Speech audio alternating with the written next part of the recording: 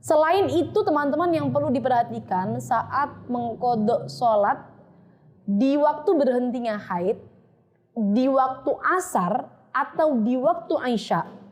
Selain kita wajib mengkodok sholat asar dan juga sholat isya, kita juga wajib mengkodok sholat sebelumnya yang bisa dijamak.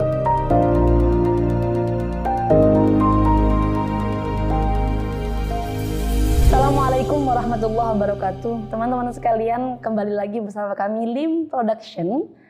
Bersama saya, Sela Hasina di segmen Fikih Wanita. Nah, kemarin kita sudah membahas secara detail tentang haid secara lengkap bersama dengan rumus-rumusnya.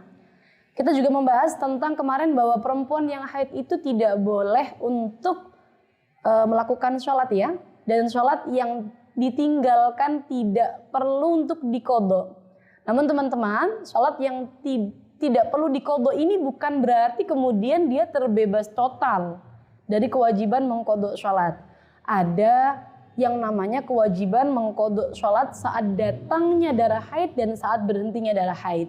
Nah, yang akan kita bahas pada kali ini adalah tentang hal itu. Mengqodho sholat saat datangnya darah haid dan saat berhentinya darah haid. Yang akan kita bahas pertama kali adalah mengqodho sholat saat datangnya darah haid. Apa saja sholat yang harus diqodho dan bagaimana ketentuannya. Teman-teman sekalian, ketika darah haid ini keluar di waktu sholat dan telah melewati waktu yang cukup untuk digunakan sholat seringan mungkin, sementara kita belum melaksanakannya, maka berarti sholat tersebut wajib diqodho. Semisal masuk waktu zuhur di jam 12 siang.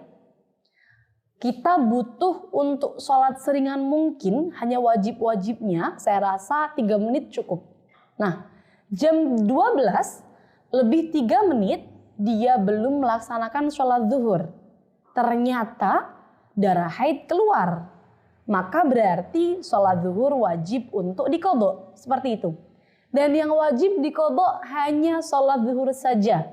Sholat asar tidak perlu untuk diqodho. Itu teman-teman batasan ketika kita datang haid dalam waktu sholat. Tapi semisal teman-teman datang haidnya itu jam 12 lebih 1 menit. Nah, 1 menit kan tidak mungkin untuk kita melaksanakan sholat seringan mungkin. Maka berarti sholat zuhurnya tidak perlu diqodho. Atau teman-teman sudah melaksanakan sholat zuhur, kemudian datang haid, berarti sholat zuhurnya juga tidak perlu diqodho karena sudah kita lakukan. Itu untuk pembahasan mengenai sholat yang perlu diqodho saat datangnya haid. Nah, kita akan lanjut ke sholat yang perlu diqodho saat berhentinya haid. Nah, untuk saat berhentinya darah haid tidak selama tadi waktunya teman-teman. Ketika waktu yang tersisa saat berhentinya darah haid ini cukup untuk mengucapkan takbiratul ihram, maka sholat tersebut sudah wajib untuk diqodho teman-teman. Saya contohkan agar mudah difaham. Misal di waktu zuhur kita ngecek darah berhenti di jam 3 kurang 1 menit. Sementara asar masuk waktunya ada di jam 3 teman-teman. Jadi 1 menit sebelum masuk waktu asar kita ngecek darah berhenti ternyata. Nah, 1 menit kemudian masuk waktu asar. Maka waktu 1 menit ini sudah bisa untuk kita gunakan mengucapkan takbiratul ihram. Allahu Akbar. Sehingga sholat zuhurnya wajib untuk kita qodho. Nah, sesingkat itu waktunya ketika qodho sholat saat berhentinya haid. Nah, selain itu teman-teman yang perlu diperhatikan saat mengqodho sholat di waktu berhentinya haid, di waktu asar atau di waktu isya. Selain kita wajib mengqodho sholat asar dan juga sholat isya, kita juga wajib mengqodho sholat sebelumnya yang bisa dijamak. Berarti semisal kita berhenti haid di waktu asar, kita wajib melaksanakan sholat asar dan juga mengqodho sholat zuhur. Dan semisal kita berhenti haid di waktu isya, kita wajib sholat isya dan mengqodho sholat maghrib. Itu perbedaan antara mengqadha sholat saat berhentinya haid dan saat datangnya haid.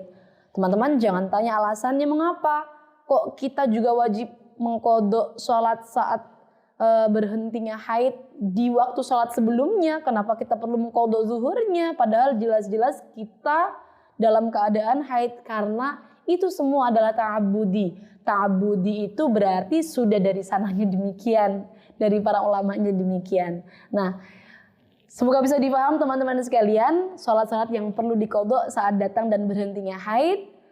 Semoga bermanfaat. Jangan lupa teman-teman tetap subscribe channel kami, Lim Production. Share ke teman-teman yang lainnya agar semakin bermanfaat video yang kami sajikan. Sampai bertemu di segmen selanjutnya. Wassalamualaikum warahmatullahi wabarakatuh.